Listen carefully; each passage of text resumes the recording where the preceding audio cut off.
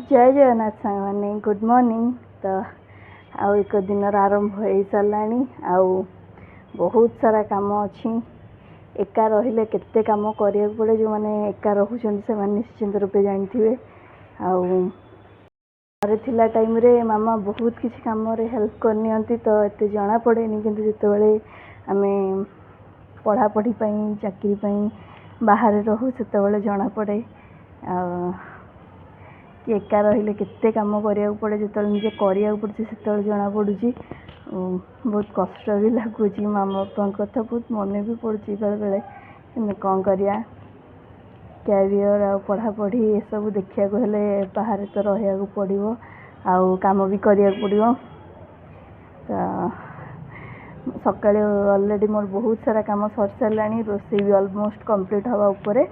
एबे किछ समय पढ़ापढ़ी करी एग्जाम आगु को आसी तो ब्रेकफास्ट जाए करनी जाऊँगी ब्रेकफास्ट करी। कपड़ा किसी सफा कराला सफा करी से छात उपरक आसती सुखा को तो कपड़ा सुखी सारी जी ब्रेकफास्ट करी।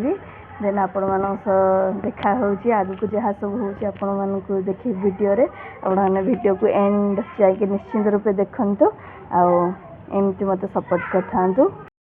जमती कि आपण मानक कहली छात उपरक आसी कपड़ा सुखा को देखन छात उपर आमर केते सुंदर गोलाप गछ सब लगी। एटा टेबल रोज व्हाइट कलर रो बहुत सुंदर लगुच फुटी पूरा पूरा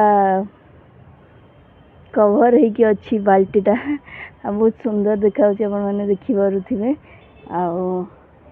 सामने तो जगन्नाथ मंदिर नीलचक्र पतित पावन आना सब आपण मानक देखा आसत पाखर टे दर्शन करोची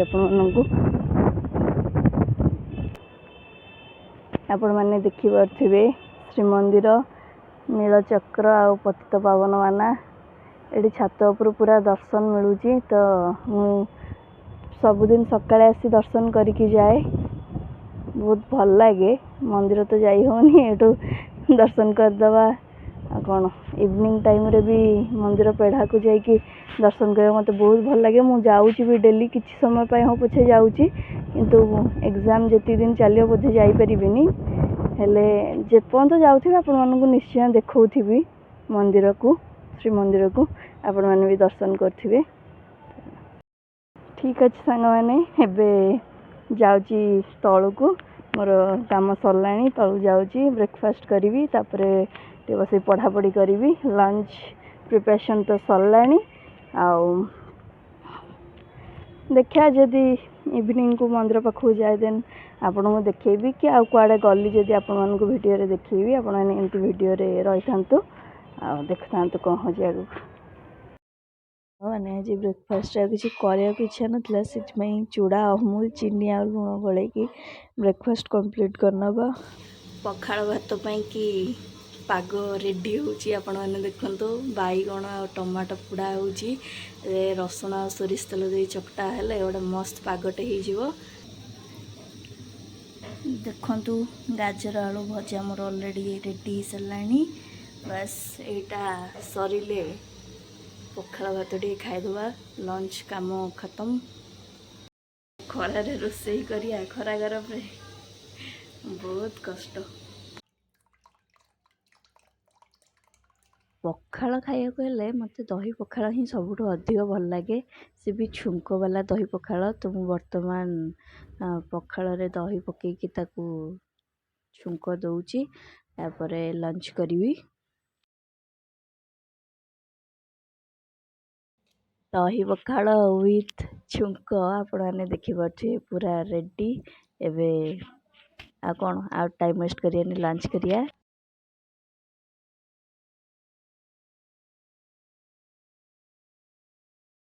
आपण मैंने देखुथिबे लंच रे आज सबू मोर फेवरेट दही पखाड़ गाजर आलू भजा टमाटो आलू बैगण पोड़ा चकटा है आ कंट्रोल करी होनी।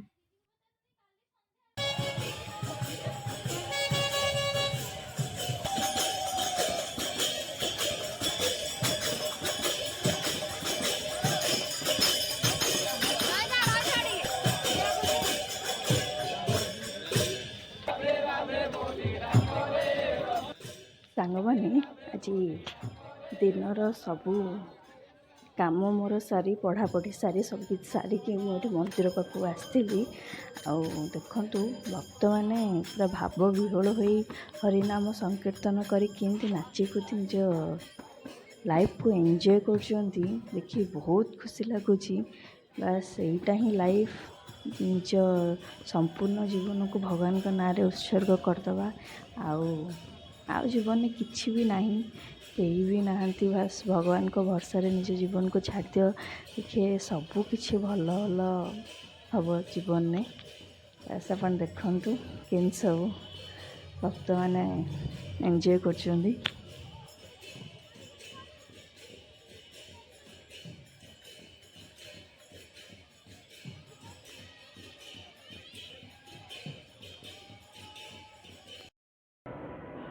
ମନ୍ଦିର ପାଖରୁ ବୁଲାବୁଲି କରିକି ଆସି ସାରିଲିଣି। ଆଉ ଏବେ ଡିନର ଟାଇମ୍ ବି ହେଇଗଲାଣି। ଡିନରରେ ମୁଁ କ'ଣ କରିଛି ଆପଣମାନଙ୍କୁ ଦେଖାଉଛି, ଯିବା ଡିନର କରିବା। ତ ଆସନ୍ତୁ।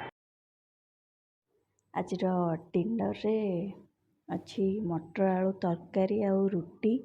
ଆପଣମାନେ ଆସନ୍ତୁ ଦେଖିବେ ମୁଁ କେମିତି ମଟର ତରକାରୀ ପ୍ରିପେୟାର କରୁଛି।